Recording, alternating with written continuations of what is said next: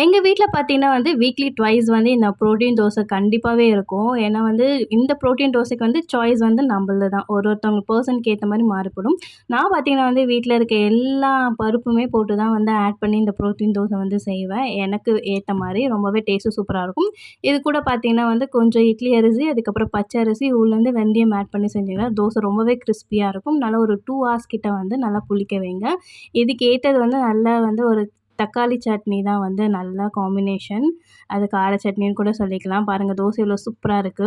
Recent டேஸா ஒரு பசங்களுக்கும் ஒரு யூனிக் திறமை இருக்கும்னு சொல்லிட்டு சொல்வாங்க. அந்த மாரி தான் என் பையனுக்கு இந்த ட்ராயிங்கில திறமை இருக்குன்னு ஃபர்ஸ்ட் அவன் வரைஞ்ச ட்ராயிங் இதுதான். அப்ப பார்த்து தான் இவனுக்குள்ள ஏதோ இருக்கு சொல்லிட்டு நான் அந்த பாயிண்ட்ட நோட்டீஸ் பண்ணேன். அதுக்கப்புறம் இப்போ சில்ட்ரன்ஸ் டேக்கு ஸ்கூல்ல ஒரு ப்ராஜெக்ட் மாரி குடுத்துருந்தாங்க. எவ்வளோ சூப்பரா வரைஞ்சிருக்கான் பாருங்க. இந்த டேவ என்னால மறக்கவே முடியாது. ரொம்ப மெமரபிள் டே. நீங்க உங்களோட பசங்களோட திறமைய எப்ப கண்டுபிடிச்சீங்கன்னு சொல்லிட்டு மறக்காம கமெண்ட் பண்ணுங்க. என்னோட பையனோட ட்ராயிங் உங்களுக்கு பிடிச்சிருந்தா லைக் அண்ட் சப்ஸ்கிரைப் பண்ணிட்டு மறக்காம சப்போர்ட் பண்ணுங்க. நாளைக்கு வேற ஒரு வீடியோல பார்க்கலாம். பாய்.